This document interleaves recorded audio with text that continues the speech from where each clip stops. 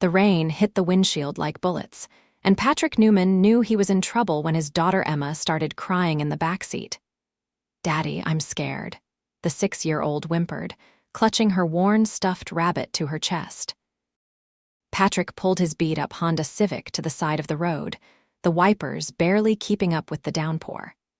He was already late picking Emma up from his mother's house, and now this storm had turned what should have been a 20-minute drive into a nightmare. The engine sputtered, and his heart sank. Not again. He had just gotten the alternator fixed last month with money he had scraped together from extra shifts at the warehouse. "It's okay, sweetheart. Just a little rain." He tried to keep his voice steady, but the truth was they were stuck on a nearly deserted stretch of road, and his phone was down to 3% battery. That's when he saw her. A woman in what looked like an expensive cream-colored dress was stumbling along the roadside, completely drenched, her dark hair plastered to her face. She had no umbrella, no jacket, nothing. She was walking in heels that were clearly not made for hiking along muddy shoulders. Patrick didn't hesitate. He threw open his door and jogged toward her, getting soaked instantly. "Hey, are you okay?" he called out. The woman turned, and even through the rain, he could see her striking features. Dark eyes, high cheekbones, and an expression that seemed equal parts relieved and embarrassed. "My car broke down about a mile back," she said, having to shout over the storm. "My phone died and I just started walking. Come on, get in the car, you will freeze out here." Patrick gestured toward his vehicle. She hesitated for only a second before nodding. They ran back together, and Patrick opened the front passenger door for her before climbing back into the driver's seat. "Thank you so much," she said, shivering as she buckled herself in. "I thought I was going to have to walk all the way to the city." "That's at least 10 miles from here," Patrick said, grabbing an old jacket from beside his seat and handing it to her. "Here, it is not much, but it is dry." She took it gratefully, wrapping it around her shoulders. That is when she noticed Emma in the back seat. "Hello there," she said with a warm smile that transformed her whole face. Emma peeked out from behind her rabbit. "Hi, this is Emma, my daughter," Patrick said. "I am Patrick Newman." "I am Maya," she said. "Meyer Edwards." "And you two just saved my life." Patrick laughed, running a hand through his wet hair. "I think that is a bit dramatic, but I am glad we came along when we did." He turned the key in the ignition, praying the car would start. It coughed, sputtered, and then roared to life. Thank God. "Where can I take you?" he asked. Maya bit her lip, thinking. "Is there a hotel nearby, anywhere I could stay for the night?" "The nearest hotel is back in the city," Patrick said, "but there is a diner about 5 miles up the road. They are open late. You could wait there and call someone." "That would be perfect." As Patrick pulled back onto the road, he could not help but steal glances at Maya. Even soaked and bedraggled, there was something about her that seemed out of place in his old car. The way she carried herself, the quality of that ruined dress, even the way she spoke. It all suggested someone from a different world entirely. "So what were you doing out here?" he asked. Maya sighed. "Honestly, running away from a very boring dinner party, I made the mistake of telling my driver I would find my own way home because I needed some air. Then my car died, and my phone died, and apparently I have terrible judgment." Emma giggled from the back seat, and Maya turned to smile at her. "How old are you, Emma?" Maya asked.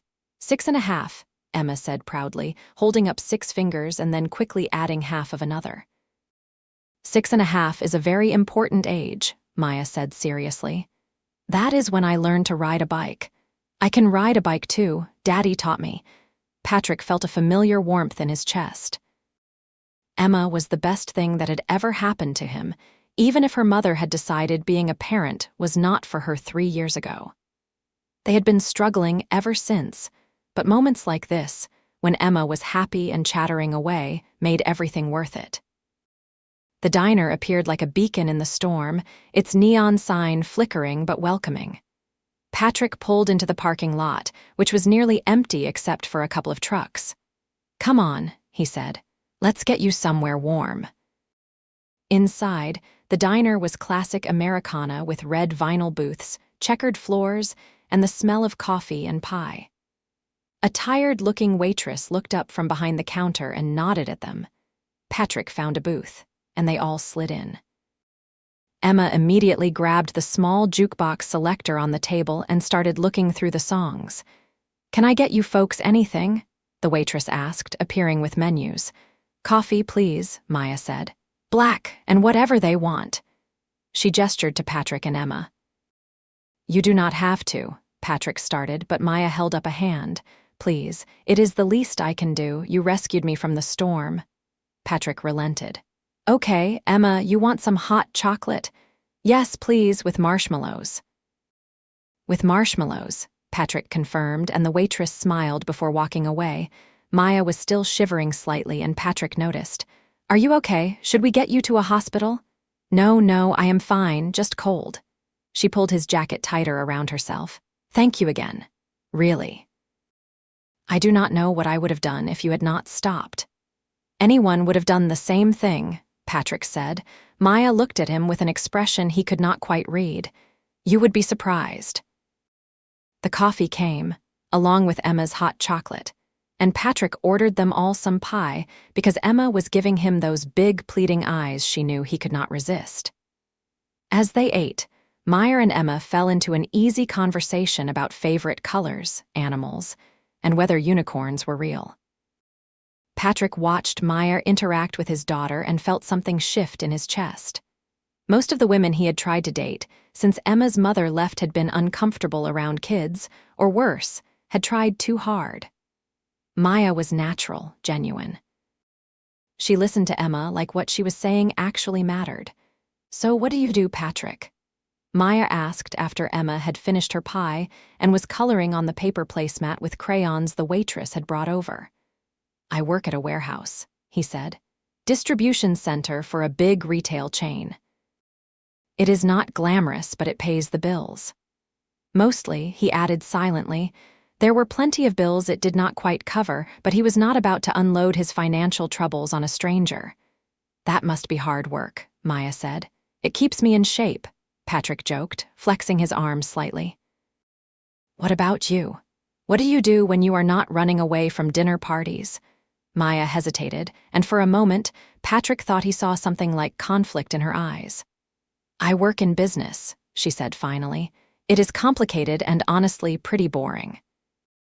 "I doubt anything about you is boring," Patrick said, then immediately felt his face heat up. Had he really just said that out loud? But Maya laughed, a genuine, delighted sound. "You would be surprised." They talked for another hour about everything and nothing. Maya asked about Emma's school, and Patrick found himself telling her about the struggle of helping with homework when he barely understood the new math they were teaching. Maya told them about growing up in the city, about her love of art museums and terrible cooking skills. "I once set water on fire," she said, and Emma's eyes went wide. "How?" the little girl asked. "I honestly do not know. I was trying to boil pasta and somehow I managed to cause a small kitchen fire. The firefighters were very nice about it." Patrick was laughing so hard he had to wipe his eyes. "That is impressive in the worst way possible." "It is a talent," Maya agreed, grinning. Eventually, Maya borrowed the diner's phone and made a call. Patrick tried not to listen, but he could not help overhearing bits and pieces. She was arranging for a car to pick her up, and from the way she was talking, it sounded expensive. A private car service at this hour, in this weather.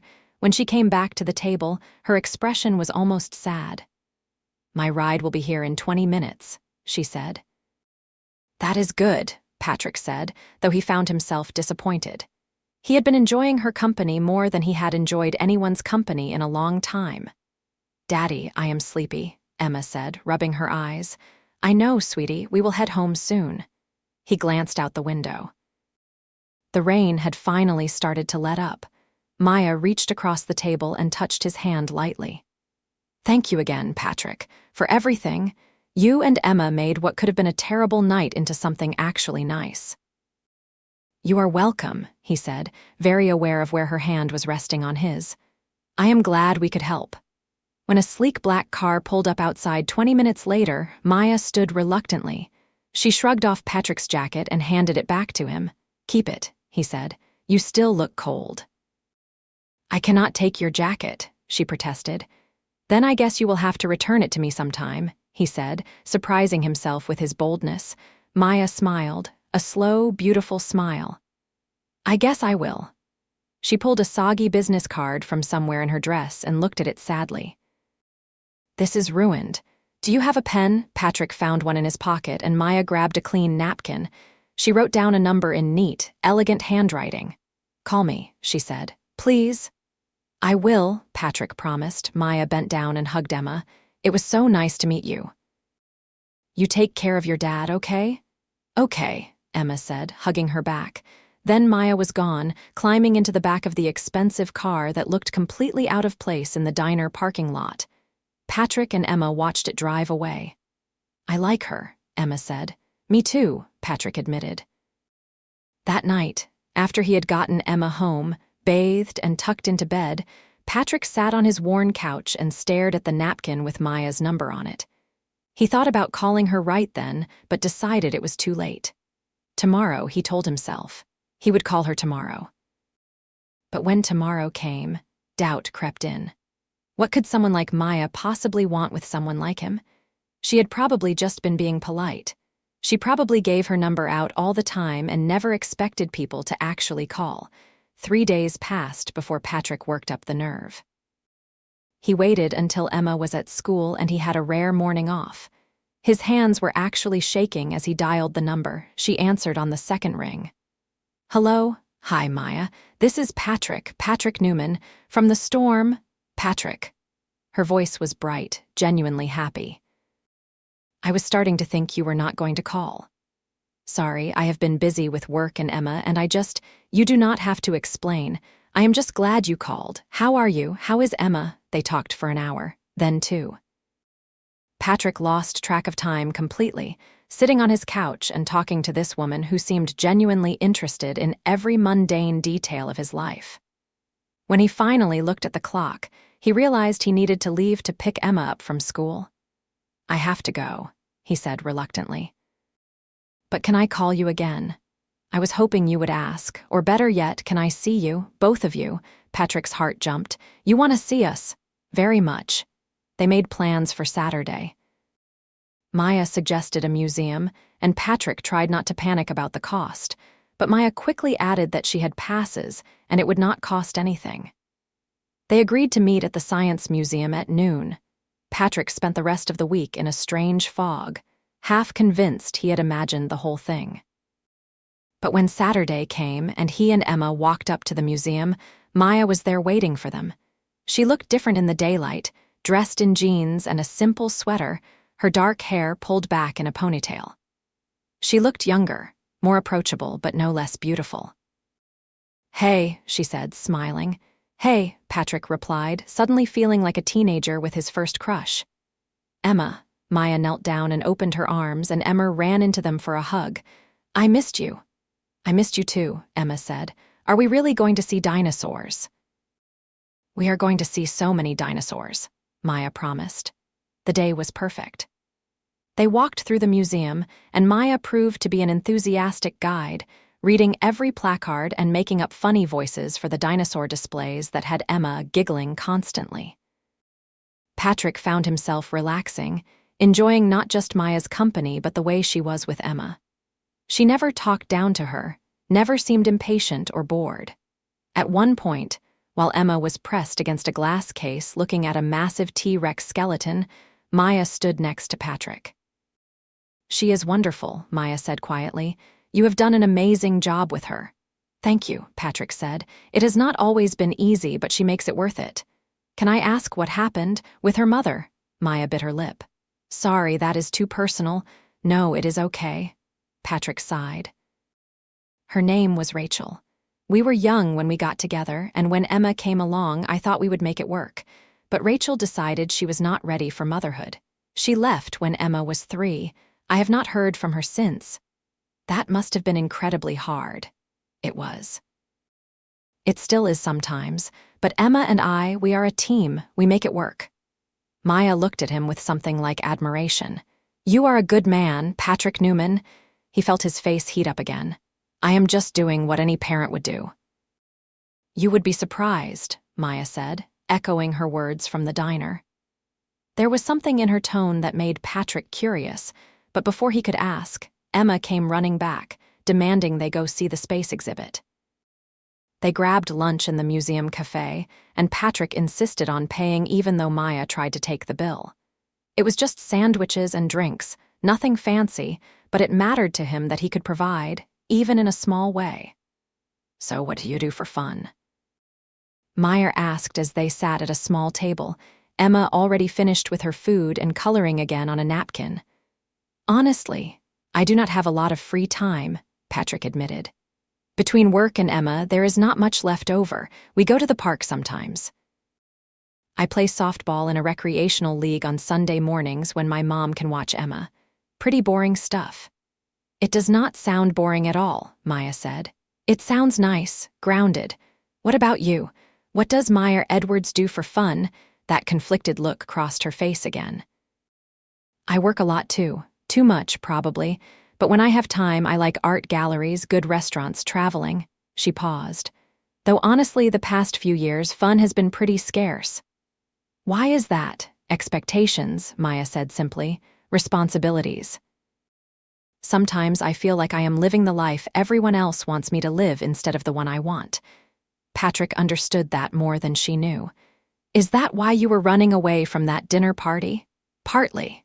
Maya smiled sadly. It was a charity event. The kind where everyone wears expensive clothes and writes big checks and pats themselves on the back for being good people. Do not get me wrong, the cause was important, but the whole thing felt so hollow. That sounds exhausting, Patrick said. It really is. Maya reached across the table and took his hand, right there in front of Emma and everyone else. This, though, this is real, this is what I want. Patrick squeezed her hand, his heart pounding. Me too. They started seeing each other regularly after that. At least once a week, sometimes more, depending on Patrick's work schedule. Maya never seemed to mind that he could not take her to fancy restaurants or expensive shows.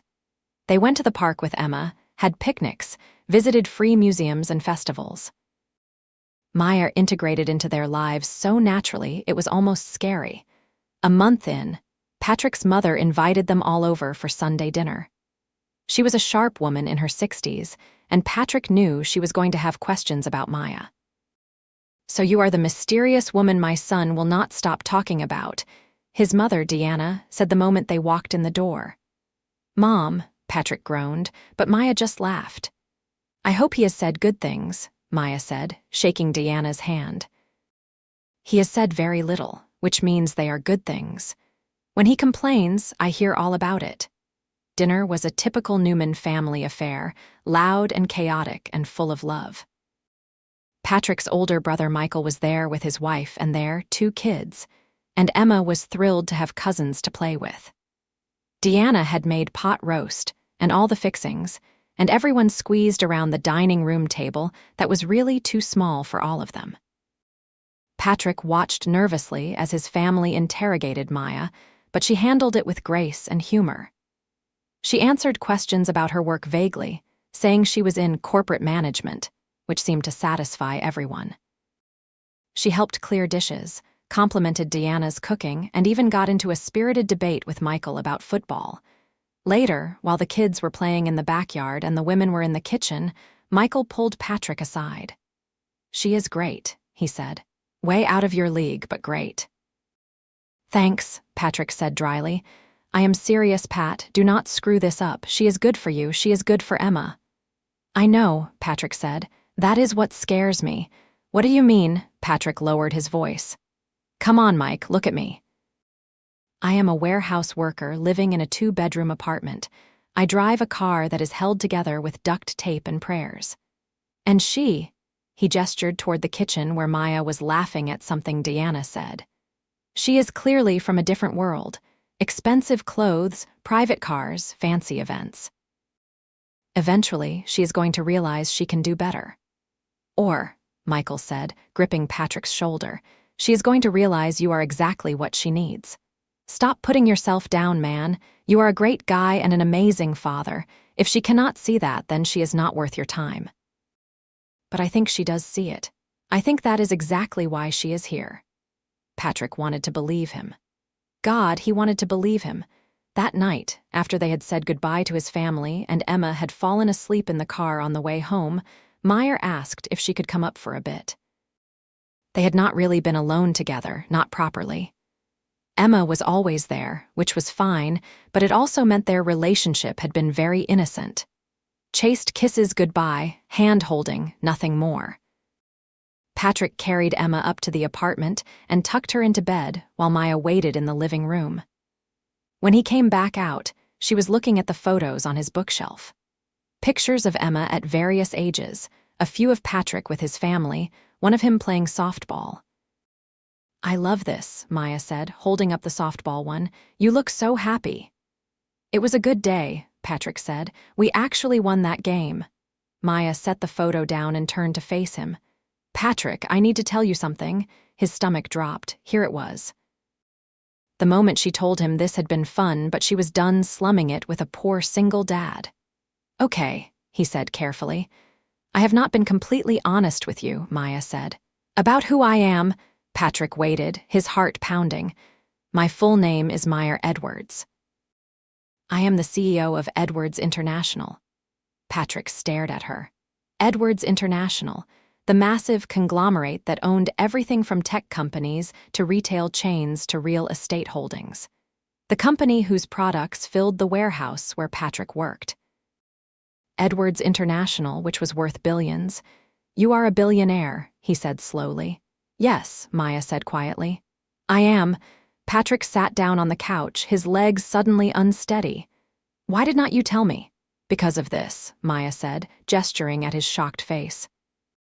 Because the moment people know who I am, everything changes. They start seeing dollar signs instead of me. They start acting different, treating me different. And you, her voice cracked slightly, you treated me like a person. Like I mattered, not because of my bank account, but because I was a woman stuck in the rain. You have been so genuine, so real. I did not want to lose that. Patrick's mind was racing. Meyer Edwards. The Meyer Edwards. He had seen her picture in business magazines at the doctor's office.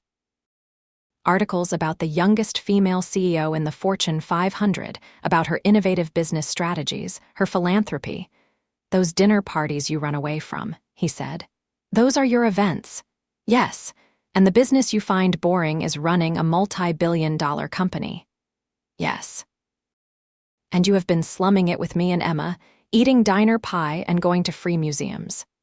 Maya crossed the room and knelt in front of him, taking his hands in hers. I have not been slumming it. Patrick, the last 2 months with you and Emma have been the happiest I have been in years. Maybe ever, you see me, the real me. Not the CEO, not the billionaire heiress, just Maya. Do you know how rare that is? I am trying to understand, Patrick said. I really am, but Maya, you have to see how this looks from my perspective. I can barely make rent. My daughter wears hand-me-down clothes. I drive a car that might not make it through the winter. And you are, what, worth $3 billion? Closer to 5, Maya said, then winced. Sorry, that is not helpful. Patrick, listen to me. Money does not matter, not in this. Money always matters, Patrick said, but his voice was gentle. He squeezed her hands.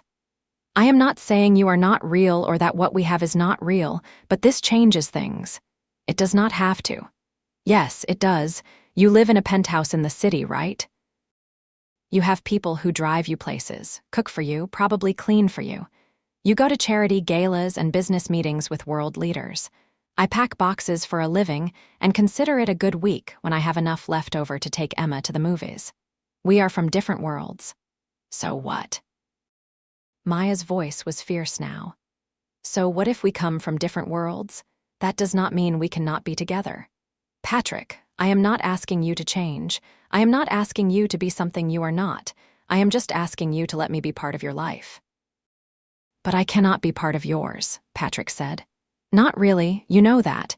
You would have to hide me from your business associates, your board of directors. Poor single dad dates billionaire CEO. The tabloids would have a field day. It would be a scandal. Let them talk, Maya said. I do not care. But I do. And more importantly, I care about Emma. I will not have her subjected to that kind of scrutiny. Photographers following us around, strangers judging how we live, whether I am with you for your money. I will not do that to her. Maya was quiet for a long moment. So what are you saying? Patrick closed his eyes. This was the hardest thing he had ever had to say. I am saying that maybe we need to think about this, about whether this can really work. Patrick, please, I am not saying no, he said quickly. I am not saying it is over. I am just saying I need time to process this, to figure out how we could make this work without turning Emma's life upside down. Maya stood up, and Patrick could see tears in her eyes. Okay, she said quietly. I understand, but Patrick, I love you, I am in love with you. I know it has only been 2 months, but I have never been more sure of anything in my life. You and Emma, you are what matters to me. The rest of it, the money, the company, it is just noise. You are real.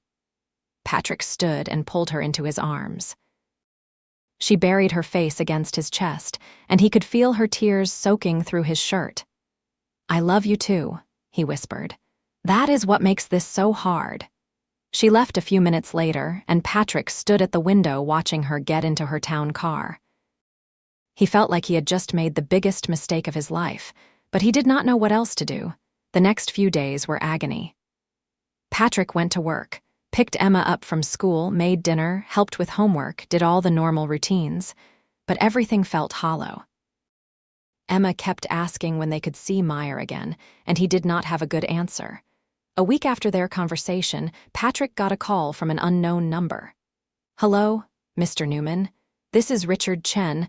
I am Meyer Edwards's personal attorney. Patrick's stomach sank. Oh God, was she getting a restraining order, making sure he would not go to the press? I am calling because Miss Edwards has asked me to make you an offer, the lawyer continued. She would like to establish a trust fund for your daughter, Emma. Nothing extravagant, just enough to ensure her education is covered, and no, Patrick said immediately. I am sorry. I said no. I do not want her money. Tell Maya thank you, but no, if she wants to talk to me, she can call me herself. He hung up before the lawyer could respond. 10 minutes later, his phone rang again. Maya, did you really just turn down a college fund for Emma? She asked, and he could hear something like wonder in her voice. I do not want your money, Maya, Patrick said. That is not why I am with you. I know that, she said softly. But Patrick, please, let me do this. Not for you, for Emma. She deserves every opportunity, and I have more money than I could ever possibly spend. It would mean nothing to me financially and everything to her future.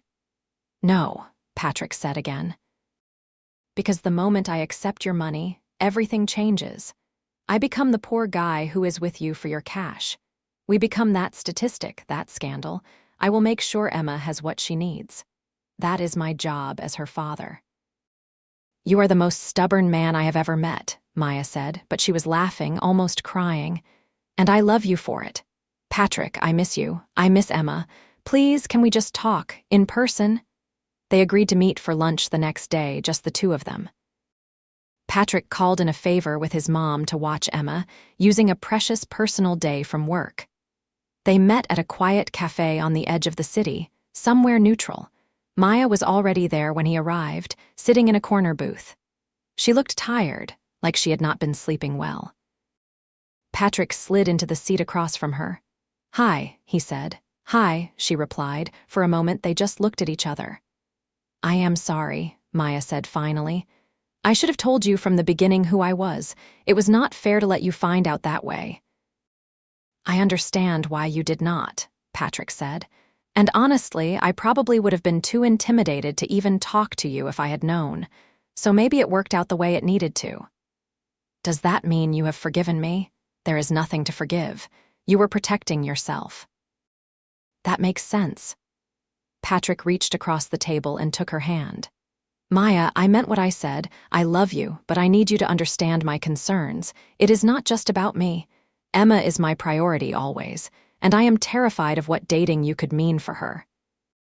I would never let anything hurt Emma, Maya said fiercely. Never, Patrick, I love her too. She is amazing and funny and so smart. The thought of anything harming her makes me sick. I know you feel that way now, Patrick said gently. But can you honestly tell me that your lifestyle would not impact her?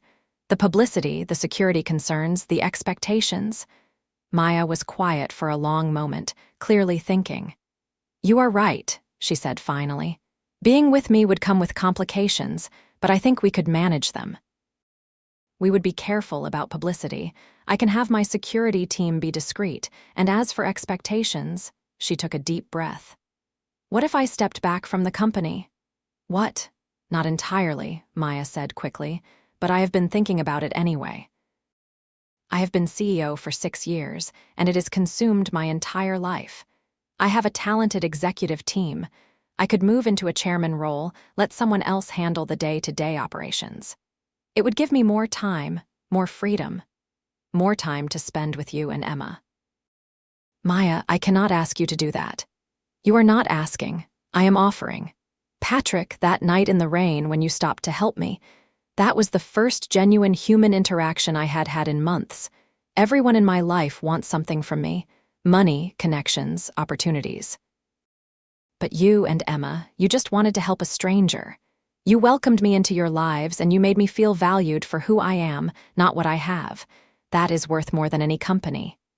Patrick felt his resistance crumbling. Are you sure? I have never been more sure of anything. Well, except that I love you. I love you too, Patrick said. So much it scares me. So what do we do? Meyer asked. We try, Patrick said simply. We take it slow, we protect Emma, and we try to make this work. Because the alternative is walking away from each other, and I do not think I can do that. Maya was smiling now, really smiling. Slow, I can do. Protection, absolutely. Making it work. I am very motivated. They spent the rest of lunch making plans. Maya would gradually transition her role at the company over the next several months. They would keep their relationship as private as possible, at least until they were sure it was serious and stable. No publicity, no announcements. They would just be Patrick and Maya, figuring out how to build a life together. When Patrick picked Emma up from his mother's that evening, she took one look at his face and grinned. You saw Maya, did you not? How did you know? You are smiling, Daddy. You have not smiled like that in days. Patrick scooped her up, even though she was getting too big for it. You are too smart for your own good, you know that? Grandma says I get it from you. Grandma is biased, but yes, I saw Maya, and we are going to see her again this weekend. How does that sound? Emma threw her arms around his neck. The best. The next several months were a careful balancing act. Maya did indeed step back from her CEO role, promoting her COO to take over day-to-day operations. The business press speculated about her reasons, but she gave bland statements about wanting to focus on strategic direction and philanthropy. It was not entirely untrue. With more free time, Maya became a regular presence in Patrick and Emma's life. She was there for soccer games and school plays. She helped Emma with her science fair project, building a volcano that actually worked. She learned to cook basic meals with Patrick teaching her, both of them laughing as she continued to prove that her kitchen skills were truly abysmal. She never flaunted her wealth. When they went out, it was to normal places, doing normal things. The one exception was when she surprised Emma with tickets to see her favorite animated movie at a special screening with a meet and greet with the voice actors. Emma had cried with happiness, and Patrick had pulled Meyer aside later. That was too much, he said, but he was smiling. I know, Meyer admitted, but I could not resist. Did you see her face? I did, and thank you. Really. As fall turned to winter, Patrick realized that Maya had become essential to his life. She was not just his girlfriend, she was his partner. They made decisions together, supported each other, challenged each other to be better. Emma adored her. She had started calling Maya Aunt Maya, which had made Maya tear up the first time she heard it. Is that okay? Emma had asked, worried. It is more than okay, Maya had assured her. It is perfect. Patrick's family had fully embraced her too. Deanna treated Maya like she was already part of the family, and Michael had apologized to Patrick for ever doubting the relationship would work, but there were still challenges. A tabloid photographer had caught them leaving a restaurant one night, and there had been a small article speculating about Maya Edwards's mysterious companion. Maya's PR team had quietly killed any follow-up stories, but it had been a reminder that they could not hide forever. "We need to talk about going public," Maya said one night. They were at Patrick's apartment, Emma asleep in her room, and they were curled up on the couch together. "I know," Patrick said. "I have been thinking about it too." "I do not want to hide you," Maya said. "I am proud to be with you. I want the world to know. Even if it is complicated, especially because it is complicated. Patrick, the media is going to say things. Some people are going to assume you are with me for my money. It is going to be uncomfortable." "I can handle uncomfortable," Patrick said. "What worries me is Emma. She is 7 now, old enough to hear what people might say, to see things online. So we prepare her. We talk to her, make sure she understands that some people do not know the truth, but that does not make their opinions matter. We protect her as much as we can, and we give her the tools to handle it when we cannot." Patrick nodded slowly. "Okay, but we do it on our terms. No big announcement, no press releases. We just stop hiding." "Agreed." They told Emma first, sitting her down one Saturday morning and explaining that some people might know who Maya was and that there might be photographers or articles. "Like in the princess movies?" Emma asked. "When the princess has to have bodyguards." Patrick and Maya exchanged a glance. "Kind of like that," Maya said, "but less exciting, mostly just annoying." "Will people be mean to Daddy?" Emma asked, her face scrunching up with worry. "Some people might say mean things," Patrick said honestly, "but that is because they do not know us. They do not know how much Maya and I care about each other, or how happy we are." "I think people are silly if they are mean," Emma declared. "You and Maya are perfect together." Patrick hugged her tight. "You are pretty perfect yourself, kiddo." The transition to being public was actually easier than Patrick had feared. Maya introduced him at a company event as her partner, and while there was certainly gossip and speculation, most of it stayed in the business press. A few tabloids picked up the story, but without conflict or scandal, they lost interest quickly. Patrick's coworkers at the warehouse were more impressed than anything else. "You are dating the Edwards?" one of them asked. "Man, that is wild." "She is just Maya to me," Patrick said, and he meant it. The money still felt surreal sometimes, but the woman he loved was very real. As winter melted into spring, Patrick realized he wanted to marry her. The thought terrified and thrilled him in equal measure. He had been married before, technically, though he and Rachel had only lasted 2 years and most of that had been terrible. But this was different. Maya was different. He started saving for a ring, putting aside small amounts from each paycheck. It would take months, maybe longer, but he wanted to do this himself.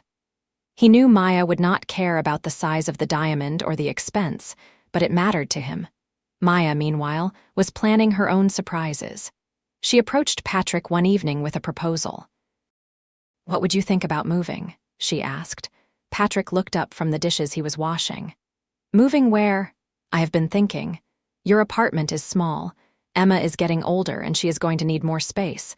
And while I love my penthouse, it is not exactly kid-friendly." "Maya, we are not moving into your penthouse," Patrick said immediately. "Emma would break something priceless within 5 minutes." Maya laughed. "I know, that is not what I am suggesting. What if we found somewhere that was ours? Not my place, not your place, but our place. Somewhere with a yard for Emma, maybe a dog if you are open to it. A real home." Patrick set down the dish he was holding. "Are you asking me to move in with you?" "I am. I know it is a big step, and if it is too soon, I understand. But Patrick, I spend half my nights here anyway, sleeping on your couch because it is too late to drive back to the city. I want to wake up next to you every morning. I want to be there for Emma's breakfast and bedtime routines. I want us to be a family." "I want that too," Patrick said. "God, Maya, I want that so much, but I need to contribute. I cannot let you just buy us a house." "So we will figure it out together," Maya said. Maybe you contribute what you would be paying in rent here and I cover the difference, or we structure it differently. I do not care about the details, Patrick. I just want us to build a life together. They found a house in the suburbs, a compromise between the city and Patrick's current location. It had 4 bedrooms, a big backyard, and a kitchen that made Maya nervous and excited in equal measure. I could actually learn to cook in a kitchen like this, she said during their first viewing. Let us not get ahead of ourselves, Patrick teased. Emma loved it immediately, especially when Maya pointed out the 2nd bedroom on the main floor that could be hers, and the 3rd bedroom upstairs that could be a playroom. And the 4th bedroom? Emma asked. Guest room, Maya said, for when Grandma Deanna visits. Or Uncle Michael and his family. They moved in late spring. Patrick insisted on hiring normal movers, not the high-end service Maya would have used. He wanted this to feel like something he had earned, not something he had been given. The first night in the new house, they ordered pizza and ate it sitting on the floor of the living room because their furniture had not been delivered yet. Emma fell asleep between them, and Patrick looked over her head at Maya. This is real, he said quietly. This is actually our life now. Is it everything you hoped? Maya asked. It is everything I did not even know I could hope for. 2 months later, on a warm summer evening, Patrick asked Maya to marry him. He did it in their backyard, with Emma hiding behind a tree to watch because she was in on the plan. The ring was modest by billionaire standards, but it was beautiful and he had paid for every penny of it himself. Maya said yes before he even finished asking, tackling him to the ground in her enthusiasm. Emma came running out of her hiding spot, cheering. Does this mean Maya is going to be my mom? She asked. Maya looked at Patrick, then at Emma. Only if you want me to be. I do, Emma said seriously. I really, really do. The wedding was 6 months later, a small affair with just family and close friends. Patrick's mother cried through the entire ceremony. Michael gave a speech about how Patrick had always been the responsible one, the one who did the right thing even when it was hard, and how Maya was clearly the reward for all that goodness. Maya's parents, who Patrick had been terrified to meet, turned out to be warm and welcoming. Her father was semi-retired, having handed the company over to Maya years ago, and her mother was a retired professor who spent her time volunteering and painting. We are just glad she found someone who loves her for her, Maya's mother said, hugging Patrick. Not for the Edwards name or the money, just for Maya. That is the easy part, Patrick said. Maya makes it easy to love her. The honeymoon was a compromise. Maya wanted to take them to some exotic location, but Patrick was uncomfortable leaving Emma for too long. So they went to a beach town just a few hours away, brought Emma with them, and spent a week building sandcastles, swimming in the ocean, and being together. Is this really your honeymoon? The hotel concierge asked, looking confused when they checked in with a 7-year-old. Best honeymoon ever, Maya said firmly, taking Emma's hand on one side and Patrick's on the other. Life settled into a new normal. Patrick transferred to a management position at a different warehouse, one that paid better and had better hours. Maya continued her work as chairman of Edwards International, but she kept her promise about work-life balance. She was there for family dinners, for Emma's school events, for the ordinary everyday moments that made up a life. They got a dog, a rambunctious golden retriever puppy that Emma named Sunny. Maya proved to be hilariously incompetent at training it, but she tried, and Patrick loved her for the effort. 2 years after they married, Maya and Patrick sat Emma down for a serious conversation. How would you feel about having a little brother or sister? Maya asked. Emma's eyes went wide. Really, you are going to have a baby? We are going to try, Maya said. But we wanted to make sure you were okay with it first. Are you kidding? Emma was bouncing in her seat. I have been wanting a sibling forever. I am going to be the best big sister ever. It took several months, but eventually, Maya got pregnant. Patrick was terrified and thrilled, still in awe that this was his life. Emma was involved in everything, helping pick out nursery colors and suggesting names. What about Sunshine? she suggested. "We could call her Sunny like the dog." "What if it is a boy?" Patrick asked. "Then we name him something cool like Dragon or Laser." "We are not naming our son Laser," Maya said, laughing. They found out they were having a boy. Patrick cried when he saw the ultrasound, overwhelmed with emotion. A son. He was going to have a son. "We should name him after you," Maya said later that night. "Patrick Jr., that is so boring. What about your middle name?" "James. That is slightly better, but still." They eventually settled on James Michael, after Patrick's middle name and his brother. Michael was honored and immediately started planning to spoil his nephew rotten. Emma was 9 when her baby brother was born. She took her role as big sister very seriously, helping with feedings and diaper changes and singing to him when he cried. "You are going to be so loved, little brother," she told the baby. "You have the best family ever." Patrick watched his wife hold their newborn son while his daughter doted on them both, and he thought about that night in the rain that had changed everything. If he had not stopped, if he had not offered Maya shelter, none of this would exist. This perfect, chaotic, beautiful life. "What are you thinking about?" Maya asked, noticing his expression. "That I am the luckiest man in the world," Patrick said. "Good answer," Maya said, smiling. "But I think I might be the lucky one." "Can you both be lucky?" Emma asked. "We can," Patrick said, pulling his daughter into a hug. "When you have love like this, everyone is lucky." As the years went on, their life continued to be full and rich.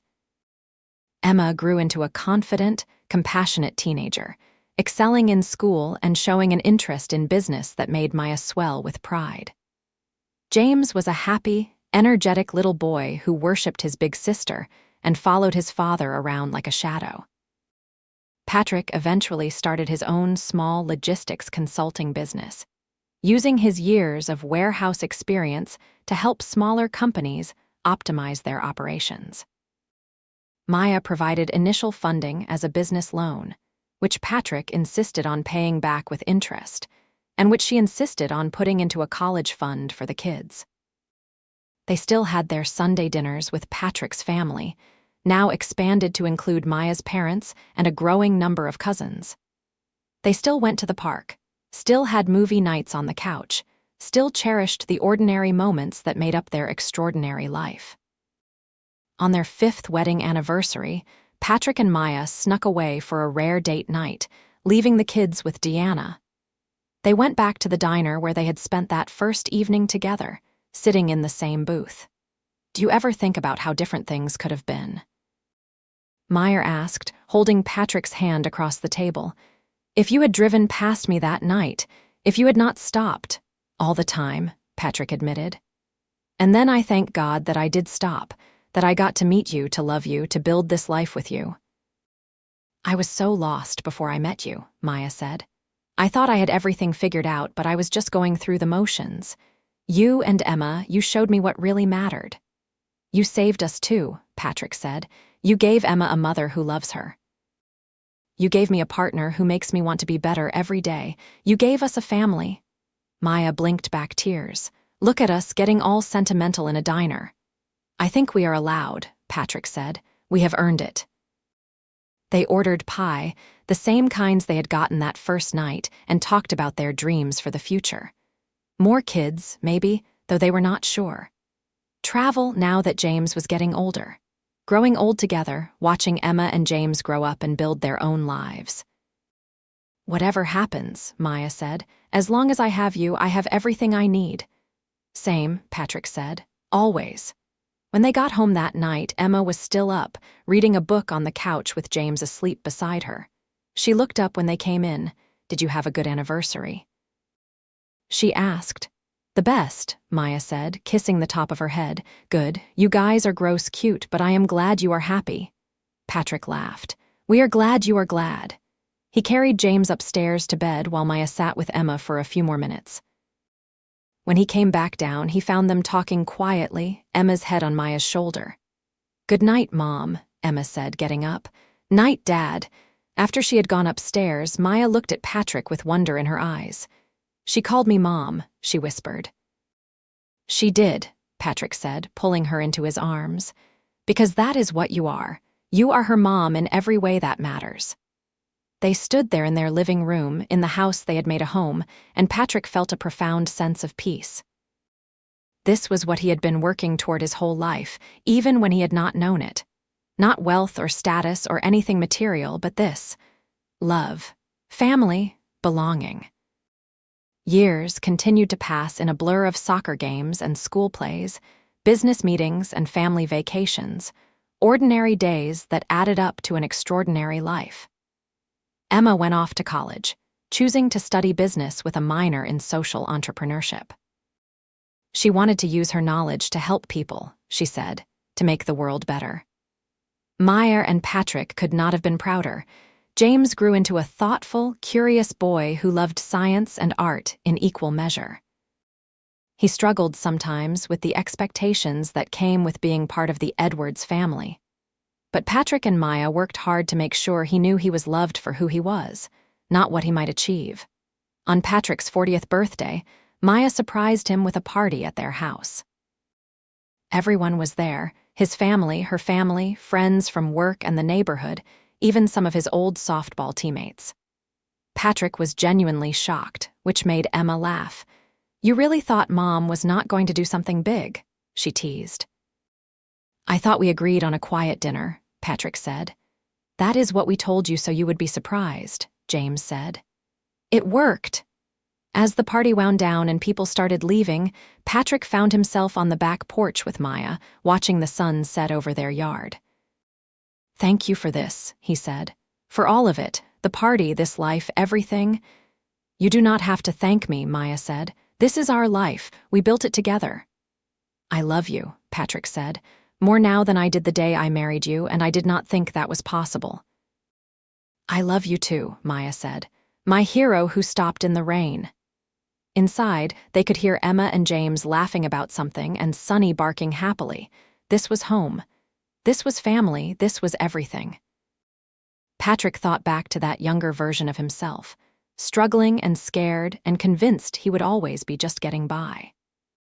If he could go back and tell that man that everything was going to be okay, that he would find love and build a family and have more happiness than he ever dreamed possible, he was not sure he would believe it. But it was all true.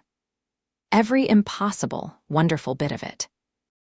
"Hey," Maya said, interrupting his thoughts. "Where did you go?" "Just thinking about how far we have come," Patrick said. "How lucky I am." "We are," Maya corrected. "How lucky we are." And that, Patrick thought, was the perfect summary of their love story. Not his luck or her luck, but their luck. Together. Always together. As the stars came out and the night grew cool, they stayed on the porch, wrapped in each other's arms, already looking forward to whatever came next. Because whatever it was, they would face it together. This billionaire and this ordinary man who had found extraordinary love in the most unexpected of places. Their story had started with rain and shelter and an act of simple kindness. And it continued with laughter and love and a family built on understanding, respect, and the deep knowledge that they were exactly where they were meant to be, with exactly who they were meant to be with. In the end, that was all that mattered. Not money or status or anything else the world might value. Just love. Pure, real, unconditional love. And they had found it, protected it, nurtured it, and watched it grow into something more beautiful than either of them could have imagined. It was, truly, their happily ever after.